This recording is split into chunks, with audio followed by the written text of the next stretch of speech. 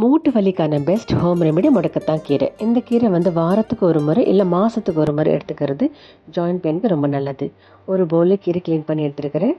சின்ன வெங்காயம், பூண்டுப்பல், வரமிளகா, ஒரு ஸ்பூன் கடலைப்பருப்பு, கருப்புளுந்து, லெமன் சைஸ் புளி கரைச்சல், 2 ஸ்பூன் குழம்பு மிளகாத்தூள், மீதி மசாலாஸ் அரை ஸ்பூன் எடுத்துருக்கேன். ஜீரகத்தூள், பெருங்காயத்தூள், வெந்தயத்தூள், தேவையான அளவுக்கு உப்பு.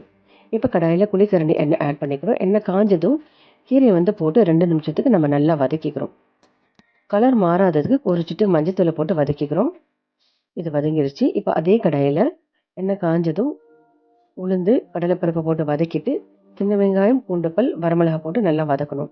ஒரு 2 நிமிஷம் வதக்கணும். இது ரெடி ஆகிடுச்சு. இப்போ இது ஆறின பிறகு மிக்ஸி ஜாரில் போட்டு நம்ம நல்லா பேஸ்ட்டாக அரைச்சிக்கணும். புளி கரைச்சலை இதில் ஆட் பண்ணி நம்ம பேஸ்ட்டாக அரைச்சிக்கிறோம். இது ரெடி ஆகிடுச்சு. இப்போ தாளிப்பு கொடுத்துடலாம். கடுகுந்தப்பருப்பு புரிஞ்சதும் அந்த பேஸ்ட்டை இதில் போட்டு நம்ம நல்லா வதக்குறோம். இப்போ அந்த ட்ரை மசாலாஸ் இதில் ஆட் பண்ணிக்கிறோம். அதே போட்டு எண்ணெய் பிரிகிற வரைக்கும் நல்லா வதங்கணும். அவ்வளோதாங்க, டேஸ்டியான தொக்கு ரெடி ஆகிடுச்சு. இதை சப்பாத்தி, இட்லி, தோசை, சாம்பார் சாதம் எதுக்கு வேணும் வச்சு சாப்பிட்லாம். நல்லாயிருக்கும். ட்ரை பண்ணி பாருங்கள். Happy cooking.